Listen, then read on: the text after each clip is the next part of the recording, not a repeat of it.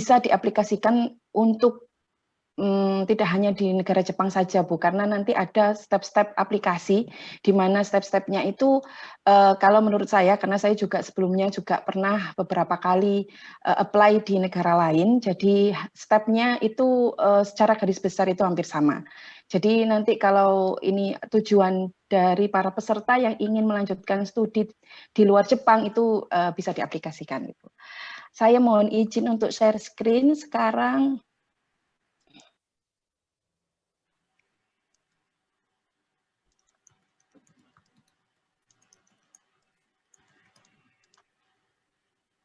Sudah bisa dilihat semua ya, ini screen-nya. Bisa, Bu. Oke. Ini adalah judul dari webinarnya, yaitu Make Scholarship in Reserve. Ini disclaimer-nya sebelum saya melanjutkan materi menjelaskan atau memaparkan informasi-informasi mengenai beasiswa Max. Di sini apa yang saya informasikan itu beberapa adalah berdasarkan dari pengalaman pribadi saya. Jadi mungkin ada sedikit kurang lebihnya itu mungkin bisa berbeda dengan pengalaman orang lain. Terus beberapa referensi yang saya ambil ada di beberapa website, ada di website Max, kemudian nanti Max itu sangat erat kaitannya dengan Top Global University, jadi ini ada websitenya juga di Top Global University, terus ada dari Kumamoto University dan beberapa referensi yang lain.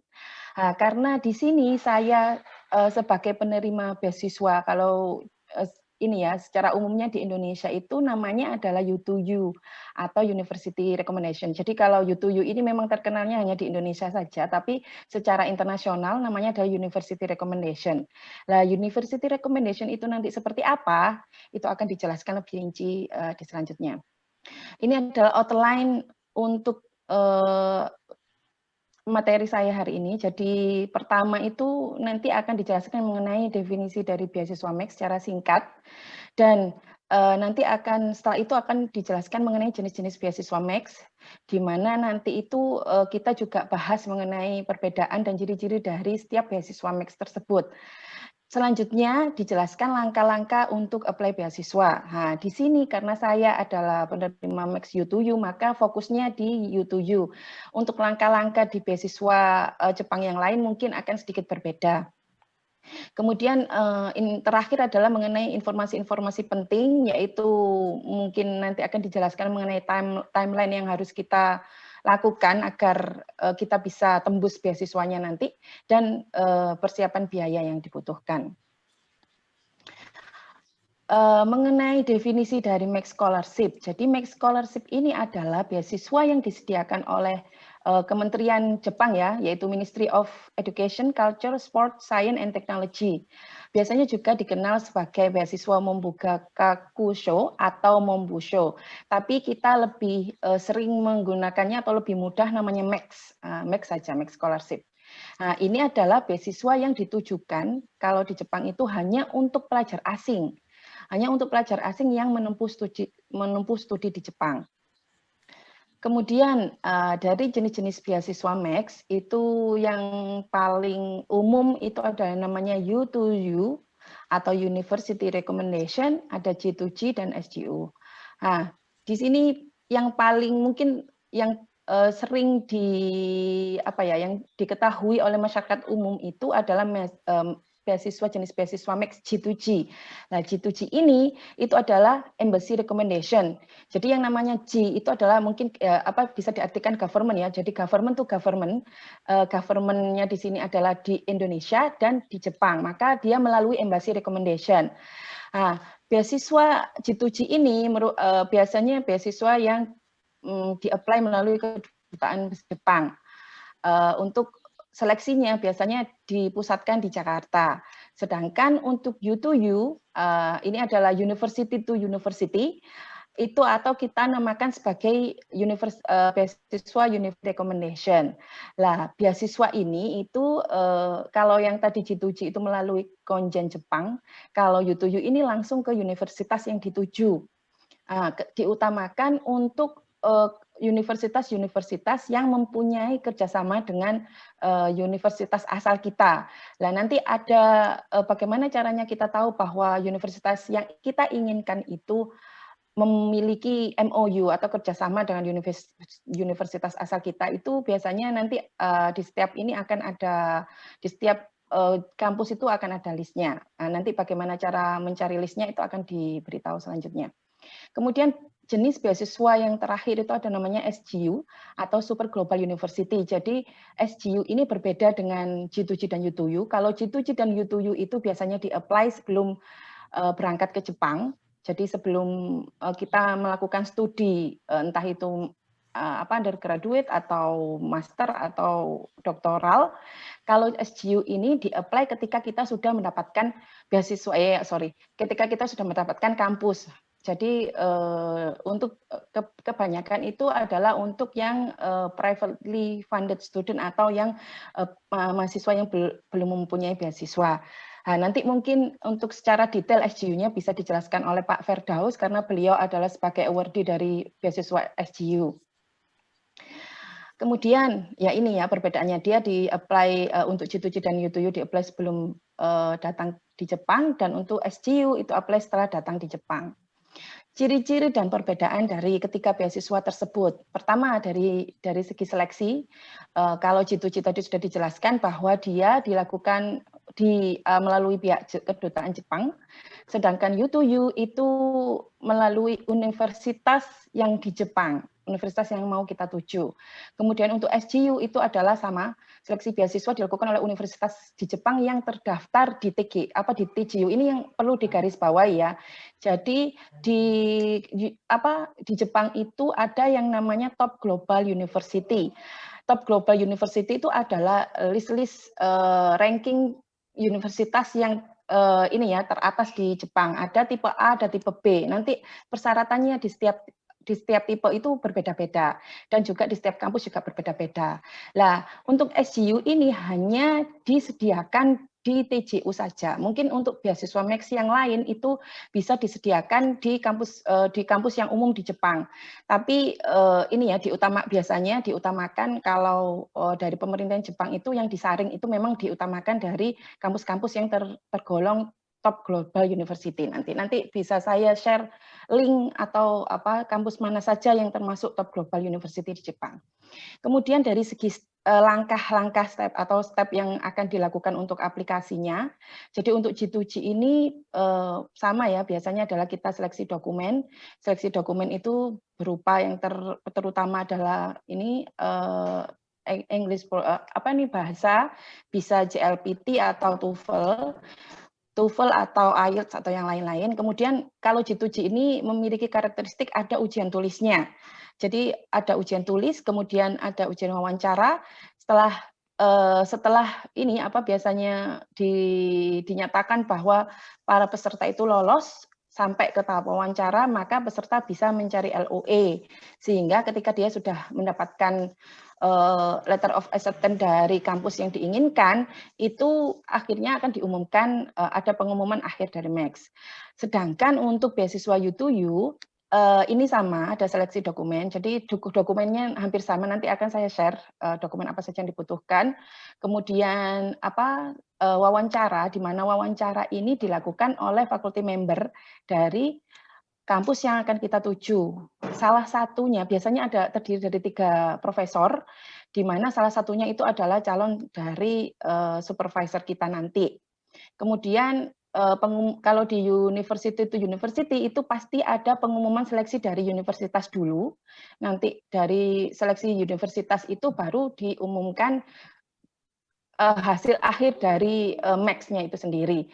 Nah, biasanya kalau pengalaman yang sudah ada itu, kalau sudah ada pengumuman dari kampus seleksinya, kalau kita lolos seleksi dari kampus itu, hampir 90% kita bisa dinyatakan lolos Max. Jadi mungkin hanya sebagian yang kecil saja jika sudah lolos dari seleksi kampus itu ternyata tidak lolos Max pada akhirnya, itu kemungkinannya sangat kecil.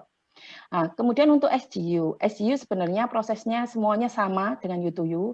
Bedanya adalah kita melamar ketika kita sudah melaksanakan studi di kampus tujuan. Jadi nanti benefitnya atau keuntungannya, kelebihannya itu adalah kita biasanya lebih mengenal profesor yang akan mewawancarai kita. Nah, perbedaannya lagi kalau U2U itu biasanya karena kita melakukan wawancara jarak jauh antar negara ya, kalau dari Indonesia dan di kampus tujuan di Jepang itu biasanya kita melalui email kalau U2U. Sedangkan untuk SGU itu biasanya dilakukan wawancara secara langsung oleh beberapa profesor yang ditunjuk. Sama setelah itu adalah pengumuman seleksi dari universitas, baru pengumuman akhir Max. Selanjutnya ini ya, universitasnya kalau G2G itu biasanya setelah lolos wawancara bisa memilih tiga universitas yang diinginkan. Nanti ada pilihan pertama, kedua, dan ketiga. Sedangkan untuk U2U kita hanya bisa mendaftar satu universitas saja. Sama di SGU juga, dan itu adalah universitas yang sudah dimasuki atau ongoing. Kemudian masa pendaftaran. Masa pendaftaran untuk G2G itu umumnya mungkin nanti bisa dilihat di websitenya ini Max Embassy Japan di Indonesia. Itu rata-rata itu dimulai bulan April. April adalah mulai pendaftaran sampai ke wawancara itu bulan Juni. Lah, untuk U2U itu dimulai dari bulan September ke Februari. Kenapa di U2U ini agak panjang rentangnya? Karena di setiap universitas itu biasanya berbeda-beda. Jadi kita harus ini ya mencari banyak-banyak informasi mengenai timeline dari pendaftaran setiap universitas yang kita tuju. Contohnya biasanya kalau ini ya Tokyo University of Science and Technology itu kalau kemarin saya cek itu sekitar Desember. Sedangkan Osaka University, contoh yang lain adalah Osaka University itu sekitar Oktober-November. Dan untuk kami yang di Kumamoto University itu dulu pernah di pendaftaran itu, akhir penutupan pendaftaran itu dimulai Januari, namun sekarang itu dilakukan di Februari. Jadi bisa berubah-ubah jadwal pendaftarannya di setiap kampus yang dituju. Sedangkan untuk SGU itu dari pengalamannya kami itu untuk enrollment spring yang biasa dimulai dari April itu pendaftarannya dilakukan di Desember, dan untuk enrollment untuk fall semester yaitu di September akhir atau Oktober awal itu dilakukan di Maret untuk pendaftarannya. Kemudian keberatan untuk G2G 1 tahun, biasanya aplikasinya untuk G2G itu jauh lebih lama dibandingkan U2U. Karena prosesnya lebih panjang, ada beberapa seleksi ujian tulis juga. Jadi keberangkatan itu biasanya 1 tahun setelah dari mulai kita mendaftar. Sedangkan untuk U2U itu adalah di semester berikutnya. Kalau SGU ya karena dia di apply ketika sudah di Jepang, maka ya keberangkatannya ya ketika karena sudah tiba di Jepang. Kemudian mengenai program, jadi G2G ini memang lebih banyak ya program yang ditawarkan. Itu namun umumnya kalau beasiswa G2G itu jarang yang langsung degree. Kebanyakan itu adalah research student. Research student bisa dilakukan, research student itu bisa yang untuk 1 semester dan juga yang 1 tahun. Baru setelah selesai masa research student itu bisa apply lagi untuk melaju ke program graduate, yaitu di program S2 atau S3. Kemudian di G2G itu, tapi ada dari pengalaman teman-teman yang juga penerima beasiswa G2G yang saya kenal, itu ada beberapa dari mereka yang tidak melalui research student, jadi langsung degree. Namun itu kuotanya masih lebih kecil daripada U2U. Kemudian di G2G ini juga ada program undergraduate, jadi program S1, nanti persyaratannya adalah yang sudah lulus SMA, jadi bisa mendaftar beasiswa Max untuk melaksanakan program S1 di Jepang. Selain itu, selain undergraduate itu yang kalau undergraduate itu ini ya S1, kalau kosen ini biasanya yang program diploma. Jadi sama prosesnya. Kemudian ada yang khusus program untuk teacher training dan untuk program Japanese Study. Lah, biasanya program G2G, terutama untuk yang kosen sama undergraduate ini, rata-rata ketika para penerima beasiswa tiba di Jepang itu harus belajar bahasa Jepang dulu selama 1 tahun sampai 1,5 tahun. Sedangkan untuk U2U itu tidak perlu. Jadi kalau U2U ini biasanya diutamakan untuk graduate program, S2 dan S3. Namun ada, tapi sebagian kecil yang blended dimulai dari research assistant baru masuk ke graduate. Bedanya dengan G2G, kalau U2U ini biasanya langsung ya dari research ini research student maksudnya. Dari research student itu langsung lanjut misal S2 atau S3, tapi kalau G2G itu biasanya melalui proses aplikasi lagi. Sedangkan untuk SGU itu adalah karena yaitu program yang sudah diambil. Biasanya SGU ini diutamakan untuk program doktoral. Kemudian ada catatan di sini, rata-rata untuk beasiswa G2G itu, ini ya, beberapa programnya itu mensyaratkan JLPT. Jadi JLPT ini kayak sertifikat bahasa Jepang. Jadi ada yang mulai yang paling rendah itu adalah N5 sampai N1. Lah untuk JLPT ini biasanya paling tidak mendapatkan N3 atau N2 nanti mungkin bisa dicek di websitenya. Sedangkan untuk U2U ini UNIF tujuannya diutamakan memiliki MOU dengan universitas asal. Jadi nanti di setiap kampus itu ada list International Exchange Agreement. Jadi biasanya kalau di luar itu kita tidak bisa mendapatkan beasiswa Max. Namun tidak semua kampus di Jepang itu yang strictly harus memiliki MOU. Ada beberapa kampus yang mereka meskipun tidak mempunyai kerjasama, tidak ada MOU atau International Exchange Agreement, mereka bisa apply dan bisa diterima. Itu tergantung dari profesor yang dituju. Kalau profesor yang dituju itu memiliki koneksi yang kuat atau memiliki reputasi yang tinggi dan kuat, itu meskipun tidak ada MOU kita bisa tetap masuk. Tapi itu tidak semua kampus dan mungkin nanti bisa dicek di beberapa kampus mana yang sekiranya itu bisa agak longgar. Kemudian untuk SJU ini catatannya, beasiswa SJU ini biasanya kita hanya mendapatkan 6 bulan, ini di sini adalah 6 bulan atau 1 tahun, di mana setelah masa beasiswa itu habis bisa di-extend sampai kita lulus. Nah, extend-nya ini nanti kita tetap melakukan aplikasi dari awal, tapi bedanya biasanya kemungkinan besar kalau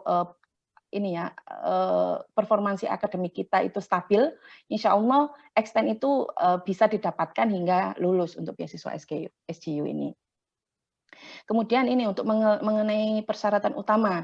Jadi untuk G2G yang research student atau graduate program itu maksimal adalah memiliki umur 34 tahun. Jika ketika mendaftar lebih dari 34 tahun, maka tidak bisa mendaftarkan Max ini. Dan untuk program undergraduate dan kosen, maksimal umurnya itu adalah 24 tahun. Ini ada persyaratan utama secara garis besar. Kemudian ini untuk G2G, beberapa programnya itu mengharuskan minimal memiliki IPK 3,2. Nah, di sini yang paling bisa ditekankan adalah persyaratan bahasa Inggrisnya. Di G2G itu persyaratan bahasa Inggrisnya jauh lebih berat dibandingkan U2U.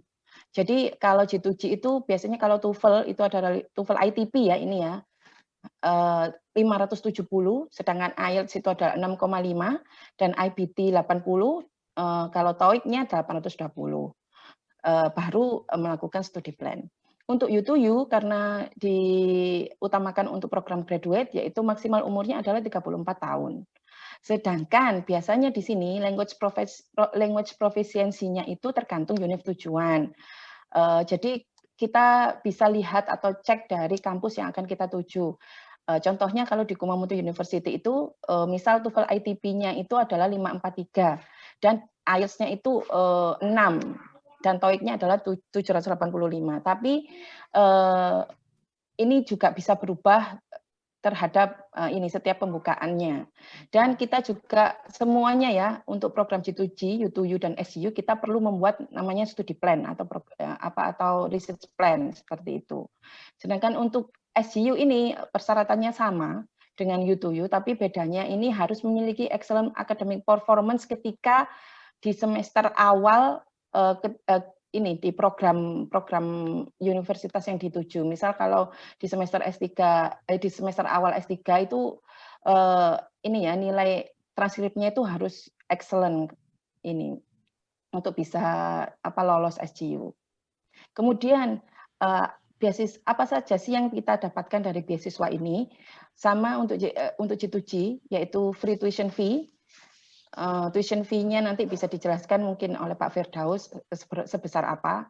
Kemudian untuk bulanan kita juga dapat living cost tiap bulan itu antara 143 sampai 145 ribu yen, di mana ini tergantung dari programnya. Kalau research student biasanya 143, master 144, dan doktoral 145 ribu yen. Sedangkan untuk undergraduate program atau kosen itu ya, sebesar 117.000 yen. Kemudian kita disediakan pesawat PP Indonesia Jepang ketika kita berangkat di awal masa studi dan ketika kita lulus. Sedangkan untuk U2U hampir sama ya, antara 143 sampai 155.000 yen dan mendapatkan pesawat PP. Sedangkan untuk SGU ini kekurangannya adalah karena kita sudah tiba di negara tujuan, maka SGU ini tidak menyediakan pesawat PP. Dan yaitu tadi ini catatannya. Udah. Kemudian langkah-langkah untuk apply beasiswa. Ini difokuskan untuk university recommendation karena sebagai pengalaman saya yang apply dari program U2U. Jadi pertama itu stepnya adalah ini ya, kita mencari kampus yang sesuai dengan bidang pilihan. Kita perlu menentukan kira-kira bidang apa nanti yang akan kita tuju ketika kita akan melanjutkan studi. Setelah kita sesuai bidang, maka kita bisa mencari profesor pilihan sesuai bidang yang kita pilih sebelumnya. Kalau ketika kita sudah mendapatkan profesor, itu nanti kita akan korespondensi dengan profesor. Ini korespondensi ini terutama kita perlu menyiapkan CV dan ini ya, academic performance-nya bisa disiapkan transkrip dalam bahasa Inggris dan atau mungkin kalau ada publikasi. Kemudian step keempat itu adalah setelah dapat korespondensi dengan profesor, kita melakukan persiapan berkas sesuai dengan persyaratan yang diberikan dan wawancara. Setelah wawancara, ini biasanya kalau kasus saya dulu, jadi saya persiapan berkas, wawancara baru pengiriman berkas. Namun ada kasusnya yang setelah persiapan berkas, setelah itu pengiriman berkas, baru wawancara. Jadi tergantung dari individunya nanti. Nah, sekarang bagaimana sih kita mencari kampus pilihan itu? Pertama, kita sorry.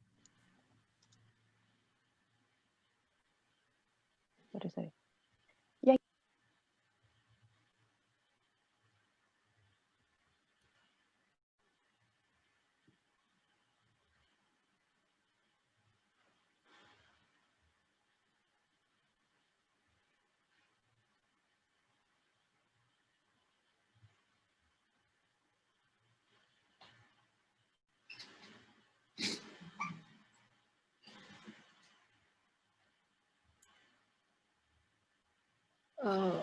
Bu, suaranya ke mute, Bu Emi, suaranya. Oh iya, maaf, tidak kerasa. Ya. Jadi, jadi bagaimana kita memilih bidang pilihan itu? Yang pertama adalah yaitu tadi kita tentukan dari misal ini ya, disesuaikan dengan bidang tugas akhir jika mau lanjut ke master dan disesuaikan dengan tesis ketika lanjut ke program doktoral. Kemudian bagaimana kita memilih kampus? Biasanya ini ya, cari kampus yang menyediakan bidang yang ingin kita tempuh melalui website atau informasi dari koneksi. Lah biasanya yang mudah itu adalah dari koneksi. Misal, kalau kita mempunyai dosen pembimbing waktu S2, kemudian dosen pembimbing tersebut memiliki channel di beberapa kampus di Jepang itu akan lebih memudahkan kita untuk menentukan kampus pilihan karena bidangnya sudah langsung dituju. Tapi jika kita tidak mempunyai koneksi, kita bisa ini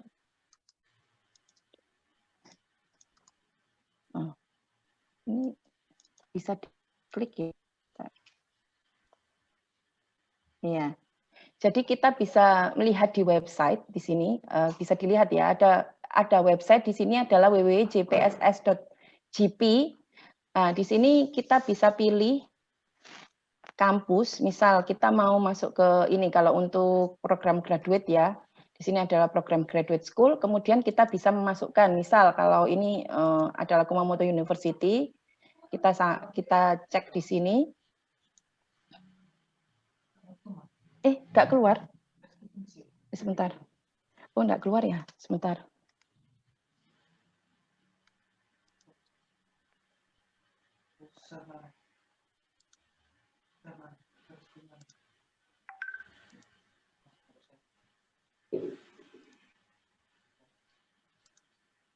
Oh ya, bisa dilihat ya. Jadi kalau misal kita tidak mempunyai koneksi dari dosen pembimbing tadi, kita bisa melihat dari website. Di sini Bapak Ibu semuanya, teman-teman semuanya bisa cek di www.jpss.jp. Nah, di sini tadi kita kembalikan dulu. Jadi di sini nanti itu ada beberapa loh, kok di sini. Nah, ini adalah home, ini berandanya. Kemudian kita bisa cek, misal kita mau ke program graduate school. Kemudian kita misalkan ada beberapa ini ya, kalau gini saya cari contohnya adalah Kumamoto University sesuai dengan kampus saya. Oke, di sini ada di Kumamoto University. Ini adalah kemudian di sini ada beberapa program di Kumamoto University karena ini adalah bidangnya di Graduate School of Science and Technology. Kita bisa di sini dan ini kita langsung bisa masuk ke website dari kampus yang mau kita tuju. Nah, dari sini kita bisa melihat ya biasanya kalau bahasa Jepang itu dicari di ini ya, translatean bahasa Inggrisnya. Kita bisa mencari beasiswanya itu biasanya di sini. Mungkin di setiap website di kampus itu akan berbeda-beda. Saya hanya memberikan contoh di sini. Jadi kalau ini ada beberapa beasiswa oh ya tadi untuk bidang ya. Untuk bidang itu biasanya masuk ke sini Faculty of School and School. Ini tergantung nanti mau bidang apa yang akan dituju. Nah, misal di sini adalah kalau kita bidang teknik itu Graduate School of Science and Technology. Kemudian kita bisa masuk ke websitenya. Lah, kita untuk mencari bidang itu, kita bisa masuk ke research activity. Nah, di sini akan ada banyak list dari profesor. Misal kita lihat ya, di sini bidang. Ada bidang sipil misal. Ini ada bidang sipil. Kemudian kita tidak tahu bidangnya apa saja. Kalau pengalaman saya dulu, jadi profesor ini saya bukain satu-satu. Kalau bisa ini apa ini namanya pilihan pertama itu kita lihat profesor dulu. Kalau memang di situ bidangnya tidak sesuai, maka kita bisa di associate profesor dan seterusnya. Ini adalah cara yang ini ya manual ya. Kalau saya biasanya itu lebih cepat. Misal kita mau kampus itu langsung. Misal Kumamoto University itu biasanya di Google dia langsung ada websitenya. Jadi sama ya tadi ya, lebih cepat seperti ini sebenarnya langsung di Google. Tapi kalau memang tidak ada, nanti tidak tahu langsung ketika itu kampus Kumamoto University atau yang lain, kita bisa ketik apa ini namanya kota di website ini. Ini untuk menentukan bidang. Kemudian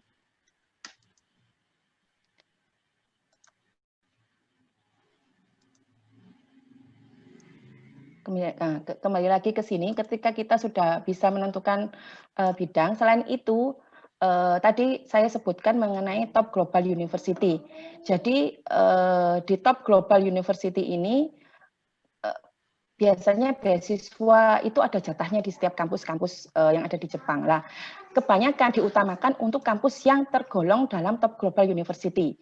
Lah, nanti ada websitenya, ini bisa dibuka, ini tidak bisa tidak bisa langsung link. Ini bisa dibuka, bisa dilihat nggak, Bu? Langsung ke Top Global University di sini. Masih di slide-nya Bu Emi Ya, aja sih. Tidak bisa berarti. Jadi kalau ini Top Global University, oh sorry.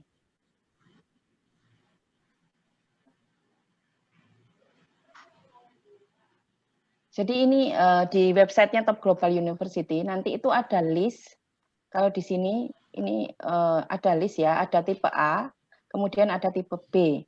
Nah, di sini nanti itu akan ada, kalau di sini ya,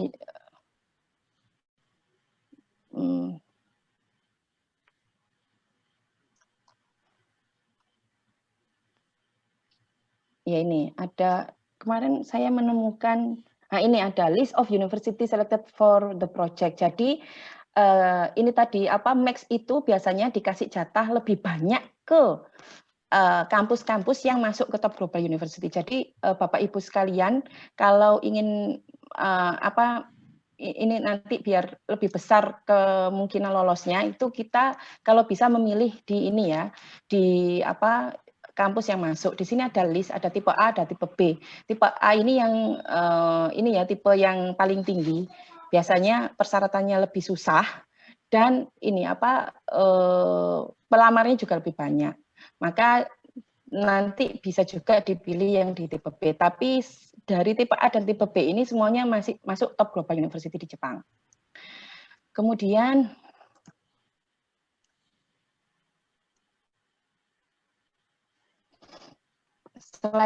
setelah itu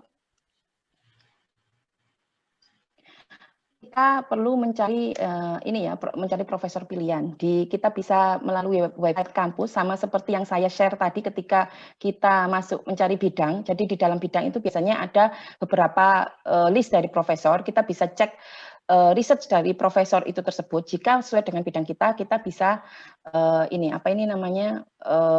langsung melakukan korespondensi. Karena di situ biasanya diinformasikan email yang bisa kita kirim, email dari profesornya.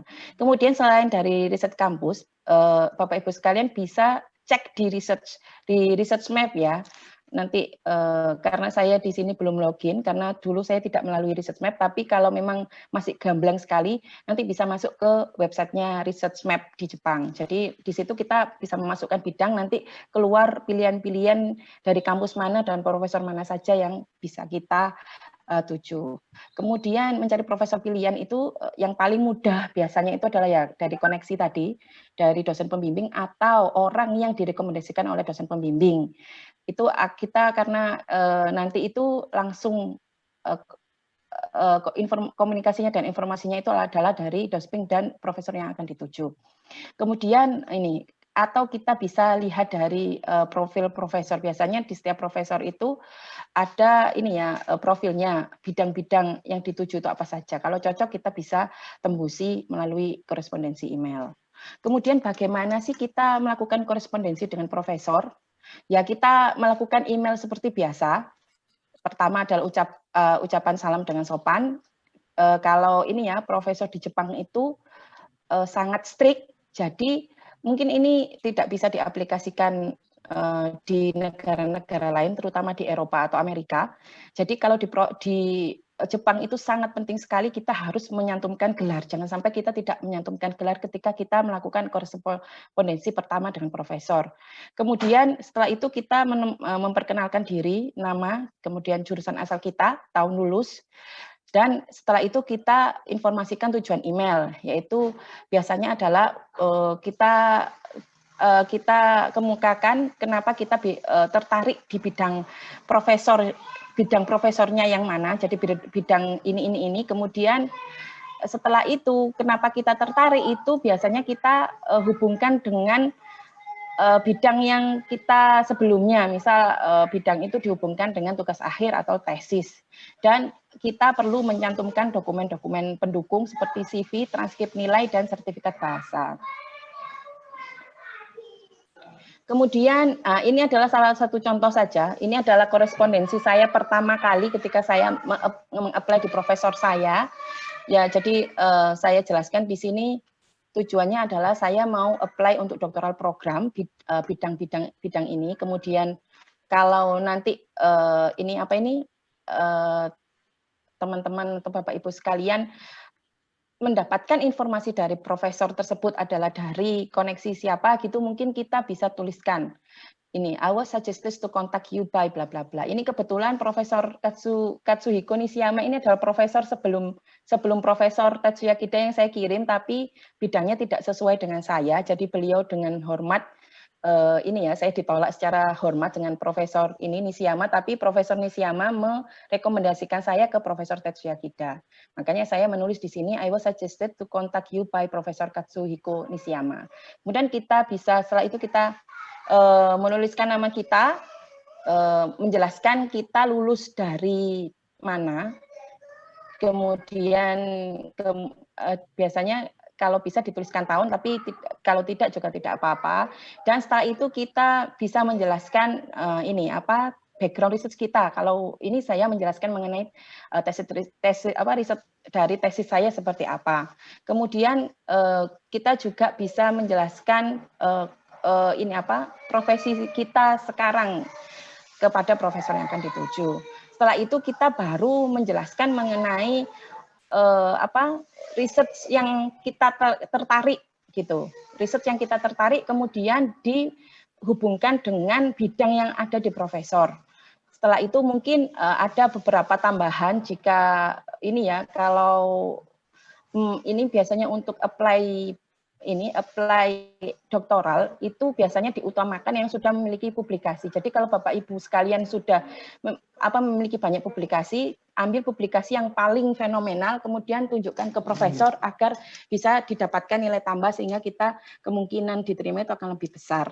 Dan kita bisa menyantumkan di sini adalah yang tadi adalah CV yang terpenting, ada CV, kemungkinan pilihan yang lain mungkin kita juga bisa menyertakan ini transkrip akademik dan kalau ada recommendation letter. Kalau tidak apa-apa. Karena ini adalah masih korespondensi awal. Jadi yang terpenting adalah CV sama transkrip saja. Kemudian kita melakukan persiapan berkas. Lah, berkas ini apa saja? Ini saya ambil yang Max U2U di Kumamoto University. Secara garis besar itu sama. Jadi secara garis besar itu sama. Ini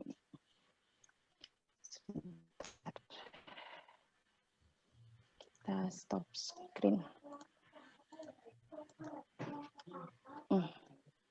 Tidak bisa sebentar.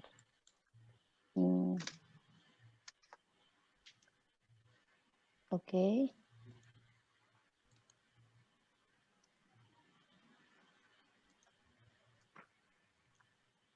Jadi ini adalah berkas-berkas yang mungkin akan kita butuhkan nanti. Ini qualified application-nya sama ya. Tadi seperti yang saya jelaskan secara garis besar itu umurnya nanti. Nah, ini kalau di total itu pokoknya tidak boleh lebih dari 34 tahun. Kemudian nanti kalau mau doktoral harus lulus dari master atau ini pernah conducted research for more than 2 years in a university or research institute after completion of 16 years of formal education outside Japan. Kemudian GPA ini nanti agak ruwet kalau mau ini ada beberapa. Jadi GPA yang ada di Indonesia itu tidak sama, jadi nanti perlu dikonvert melalui poin-poin ini. Kemudian ini health certificate biasanya kalau di setiap kampus itu ada formnya, dan karena kita harus sehat ini luar dalam, biasanya di health certificate itu kita perlu tes rekam jantung kalau tidak salah ingat waktu itu. Ada tes darah, tes rekam jantung, dan tes urin. Kemudian untuk bahasa di sini setiap kampus itu berbeda-beda. Kebetulan untuk di Kumamoto University ini untuk TOEFL ya di sini TOEFL IBT. TOEFL IBT-nya itu adalah 72, sedangkan PBT atau ITP itu adalah 543. Tapi untuk Kumamoto University ini tidak diutamakan untuk pakai ITP. Saran saya daripada nanti ambil ITP atau IELTS yang biaya tesnya itu mahal, saran saya itu Bapak Ibu sekalian bisa ambil TOEIC, di mana TOEIC ini lebih mudah, bahkan lebih mudah daripada TOEFL dan biayanya lebih murah. Karena di Jepang itu mereka lebih mengenal TOEIC daripada TOEFL atau mungkin IELTS dikenal dan IBT juga dikenal, tapi mereka di mana-mana ketika melamar kerja atau ada persyaratan apapun mereka lebih lebih familiar dengan TOEIC. Jadi saran saya di sini dan kelebihan untuk meng-apply beasiswa di Jepang itu kita bisa menggunakan TOEIC ini. Jadi tidak perlu mahal-mahal menggunakan IBT atau IELTS. Kemudian ini time of arrival sama kita visa. Jadi kalau yang max student itu visanya gratis. Jadi nanti langsung pakai LOE, visa bisa langsung dikeluarkan. Kemudian required dokumennya di sini, ini sama ya. Jadi ada beberapa persiapan berkas, nanti ada beberapa form, ada form dari IJEP karena ini programnya adalah program International Joint Exchange Program di ini. Kemudian ada form di Max, ada 2 form, jadi form dari IJEP dan form Max. Kemudian di sini ada kita perlu menuliskan field of study and research plan. Field of study ini biasanya kita menjelaskan materi atau atau penelitian kita sebelumnya, bisa kita rangkum dari tesis kita atau dari tugas kita. Kemudian baru kita melanjutkan research plan dan dihubungkan nanti dengan field of study yang kita tulis. Kemudian health certificate. Dan ini statement of objective describing reason for application to graduate school. Jadi kita perlu menuliskan tujuan kita untuk apply program ini itu apa. Kemudian bagaimana kita bisa kita kayak menjual diri gitu. Kita itu qualified gitu kalau kita diterima di program ini seperti itu. Biasanya ditunjukkan dengan academic achievement atau research achievement yang pernah kita lakukan. Kemudian ini ya sertifikat ini umum, sertifikat bachelor degree atau master degree tergantung dari program yang akan dituju nanti. Kemudian transkrip ini juga ini namanya umum, tapi di sini untuk Max. Jadi biasanya kalau Bapak Ibu sekalian bisa menyantumkan GPA ranking. Jadi misal Bapak Ibu sekalian dulu lulus dari satu universitas dan ketika bisa di ranking 10 besar atau 5 besar dari satu jurusan, itu ini akan sangat mendukung untuk nanti bisa diterima mendapatkan beasiswa ini. Untuk bisa di-provide untuk GPA ranking. Ini bisa provide sendiri. Kalau saya dulu itu saya bikin sendiri, jadi bikin draftnya sendiri, kemudian ditandatangan oleh biasanya bisa tantangan dekan atau ketua jurusan yang ini ada. Kemudian ini ada summaries of bachelor thesis and master thesis. Kemudian paspor ini umum. Kemudian di sini ada beberapa letter recommendation. Jadi pertama recommendation-nya adalah dari ini ya head of the faculty of graduate school. Jadi mungkin bisa dari kajur atau dari dekan, dan yang satunya adalah dari pembimbing. Jadi recommendation-nya dari atasan. Kalau belum kerja, misal lulus dari suatu kampus itu bisa dari kajur atau dekan dan dari pembimbing. Kemudian ini kalau ada kerja itu biasanya ada ini letter in English from the employer indicating knowledge and concern of this application. Jadi misal Bapak Ibu sekalian ini adalah sudah bekerja di dalam suatu institusi, kita perlu melampirkan letter dari atasan kita bahwa kita itu cocok gitu masuk ke bidang ini. Kemudian TOEFL ya umum tadi sudah dijelaskan, dan ini letter from the applicant setting of his or her commitment to enrollment of Kumamoto University when selected for the scholarship. Ini nanti ada formnya, kita hanya masukkan nama dan bisa langsung tanda tangan. Dan ini ada material checklist. Jadi ini dokumen yang dibutuhkan. Ini khususnya program doktoral degree Max yang ada di Kumamoto University. Tapi secara garis besar, semuanya kalau kemarin saya share dengan teman-teman yang mendapatkan beasiswa Max di kampus yang lain itu ya hampir sama seperti ini. Kemudian,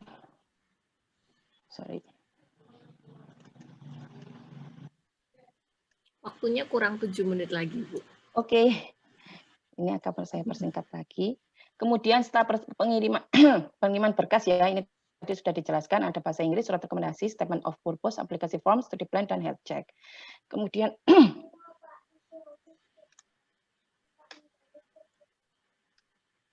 Kemudian ini adalah proses wawancara ya, di mana wawancara itu biasanya berupa pertanyaan-pertanyaan personal, kemudian pertanyaan problem solving, terus kemudian mengenai kontribusi riset kita dan mengenai kampus atau negara tujuan. Nah, wawancara ini biasanya dilakukan dengan 3 faculty member termasuk prospective supervisor, dan ada 3 sesi tanya jawab oleh setiap profesor, dan setiap sesi itu terdapat 2-3 pertanyaan. Dan ini apa tipsnya ya, biasanya kalau jawab pertanyaan itu nggak usah langsung dijawab, kita perlu mencari informasi atau referensi yang ada, baru kita jawab agar nanti apa yang kita jawab ke profesor itu lebih relevan. Dan jangan lupa selalu cek grammar sama typo sebelum dikirim ke profesornya. Ini adalah contoh pertanyaan, kebetulan ini adalah pertanyaan dari saya dulu, mungkin bisa dibaca nanti. Salah satunya ini adalah yang pertama, what is your current field of study? And how it is related to your proposed research topic here in Kumamoto University. Ini mengenai research. Kemudian mungkin di sini ada mengenai personal. What are your weakness and how would your stay in Kumamoto University deal with this to make you a better person? Yaitu ada what are your strength dan seperti itu mengenai personal. Kemudian ada yang mengenai Kumamoto ya. You have been to Kumamoto for over a year. Other than research and education, how would Kumamoto contribute to your development as a global leader in the field of engineering? Dan itu. Ini saya dulu mendapatkan 10 pertanyaan, jadi mungkin nanti bisa di skip. Nah, setelah kita melakukan semuanya sampai proses wawancara, kita melakukan pengiriman berkas. Nah, biasanya sebelum kita kirimkan soft copy dulu ke profesor dan kampus sebelum dicetak, karena biasanya orang Jepang itu sangat perfeksionis, jadi tidak boleh ada satu kesalahan typo sedikit di dalam suatu application form. Biasanya saya kirim waktu itu saya email-emailnya sama profesor tuh sampai banyak sekali hanya untuk membenarkan typo. Nah, kalau sudah fix baru kita bisa kirimkan melalui FedEx atau DHL atau mungkin pengiriman yang lain. Kemudian ini yang paling terpenting, susun dokumen sesuai dengan material dokumen list tadi, ada listnya. Jadi ada form listnya, kemudian kita susun sesuai dengan list yang ada. Kalau bisa masukkan semua dokumen yang dibutuhkan dalam map kancing plastik dan masukkan ke dalam map coklat agar nanti aman sampai ke tujuan. Dan kalau bisa sertakan foto cadangan, tulis nama dan kewarganegaraan di belakang foto. Nah, ini informasi pentingnya, jadi timeline-nya ini ya, mulai dari kita lakukan tes bahasa Inggris, kalau bisa dari awal, jangan sampai mepet-mepet deadline, kita baru tes bahasa Inggris, karena biasanya tes bahasa Inggris kita tidak selalu bisa langsung lolos sesuai dengan requirement yang dibutuhkan. Sambil tes bahasa Inggris, kita juga bisa sambil menghubungi profesor untuk melakukan korespondensi utama, dan baru setelah ada respon positif dari profesor, mungkin kita akan apply untuk surat rekomendasi kepada dosen pembimbing, kepada atasan atau kepada dekan dan kajur. Dan melakukan tes kesehatan, ini juga jangan mepet-mepet deadline, persiapan bekas, pengiriman berkas, ini baru wawancara dan deadline beasiswa. Biasanya deadline beasiswa itu adalah sekitar Februari untuk Kumamoto University. Dan pengumuman seleksi kampus itu biasanya antara Maret sama Mei biasanya. Dan pengumuman akhir itu sekitar Juli. Persiapan keberangkatan itu antara Juli sampai Agustus, dan keberangkatan itu biasanya di akhir September. Dan ini adalah biaya-biaya mungkin dibutuhkan nanti sebelum kita dapat beasiswa. Pertama tes bahasa Inggris ya. Di sini yang paling mudah yaitu TOEIC sekitar 675.000, kalau IBT itu sekitar 3 juta, IELTS itu juga sekitar 3 juta. Pembuatan paspor, kalau belum punya paspor nanti biayanya sekitar 350 sampai 650.000. Setelah itu kita bisa lakukan cek kesehatan, itu kalau biasanya ada di Dr. Sutomo itu sekitar sampai 400.000. Dan pengiriman berkas itu tergantung ya. Kalau saya dulu karena mepet apply-nya mepet di deadline, maka saya cari yang paling kilat itu menggunakan waktu itu FedEx sekitar 800.000. Pengurusan visa free, tiket pesawat free, dan biaya hidup untuk 1 bulan. Jadi Bapak Ibu harus mempersiapkan karena beasiswa itu datang tidak langsung, biasanya di bulan berikutnya atau akhir bulan, yaitu 100.000 yen untuk single, dan mungkin kalau yang membawa keluarga itu sekitar 200.000 yen. Terima kasih atas kesempatannya, saya kembalikan ke moderator. Terima kasih Bu Emi, materinya menarik sekali loh ini. Jadi yang saya highlight tadi tipe itu penting banget ya Bu ya buat kita nulis segala sesuatu jangan sampai salah. Itu biasanya kadang-kadang kita juga nggak sadar tipe juga. Terutama kalau berhubungan sama orang Jepang itu apa ya, rata-rata mereka itu perfeksionis gitu. Toleransi terhadap kesalahan itu sedikit gitu, rendah gitu toleransi terhadap kesalahan. Disiplin banget. Ya itu. Disiplin banget. Super disiplin. Jadi mereka kalau punya jadwal wawancara jam sekian ya kita harus datang tepat waktunya.